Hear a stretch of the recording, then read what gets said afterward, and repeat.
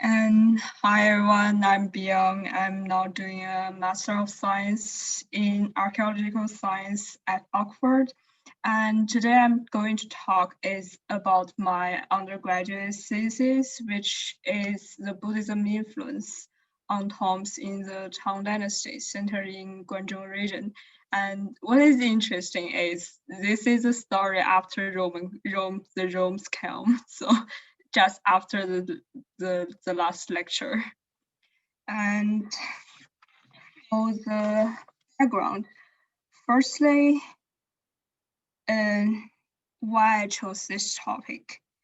This picture, as you can see in this slide, is a stone lion which stood in front of the emperor's tomb.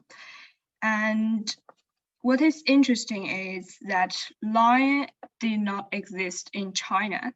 And then why this kind of beast appeared in China at that time. And it has become as important as guardians for emperors in the Tang Dynasty. And one of the major reasons is that they are kind of lucky or suspicious animal in the theory of Buddhism.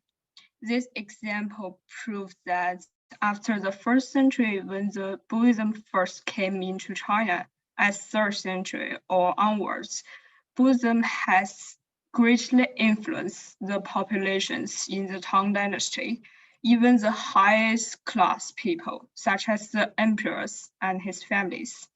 It has become more than a region that only influences people who believe it.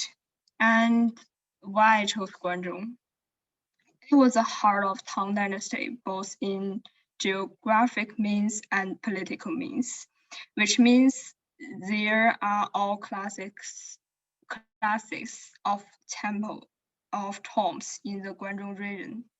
And as you can see in the middle of this slide, which shows that the villages and small towns at that time, which is the purple dots, which is quite tightly gathered. So higher amount of population means higher amount of data. So what's more, the left picture showed the possible spreading routes of Buddhism into China. And as you can see here, Guanzhong is undoubtedly the center of this map, which means it's possible that diverse Buddhists from all over the world worked or spread what they thought here. And as I mentioned above, Tang Dynasty is a dynasty that Buddhism had significant impact.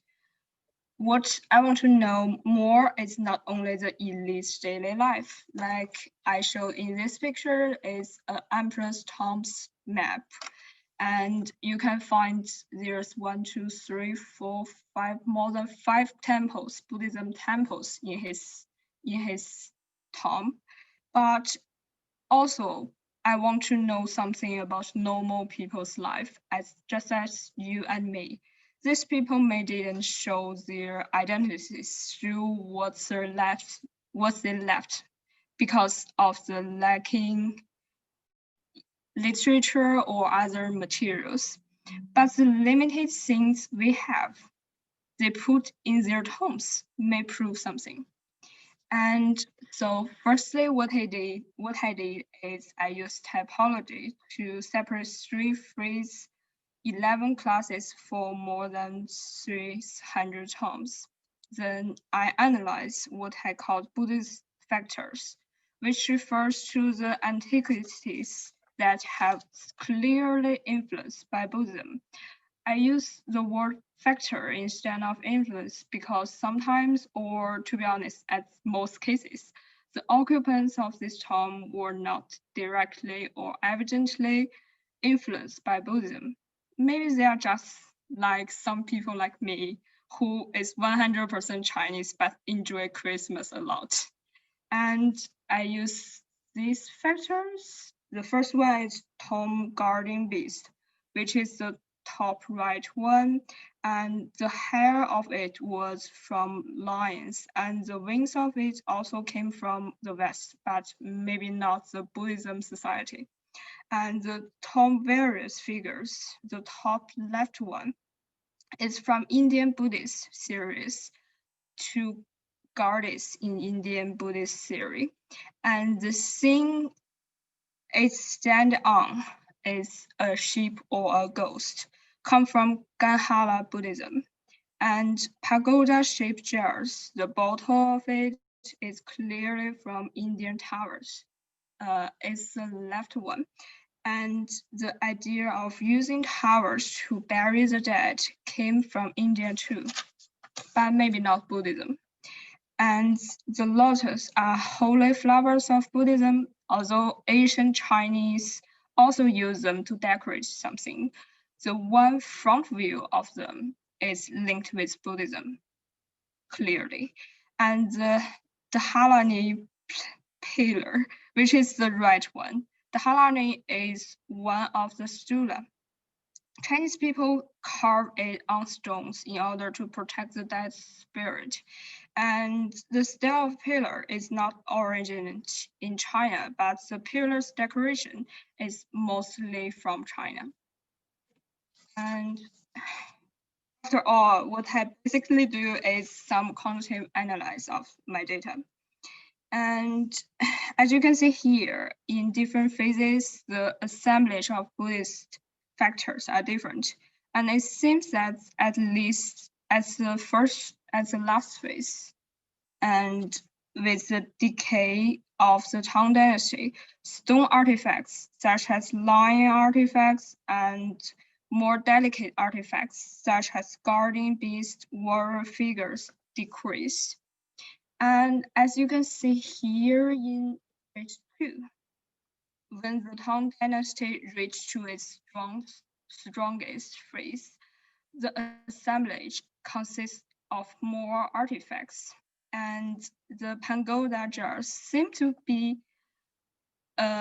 affordable for everyone, which is shown in orange column here in this slide and this slide.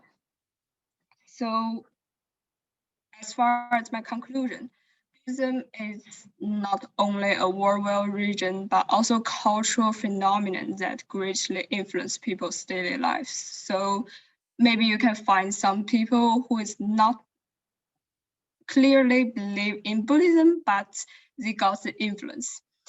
Ritual practice during the Tang Dynasty was widely influenced by Buddhism. Even the individuals did not have clear identity as a Buddhist.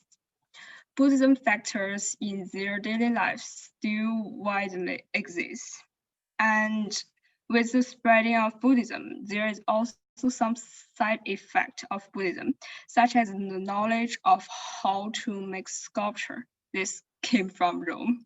And I have decided to work on it as my future research.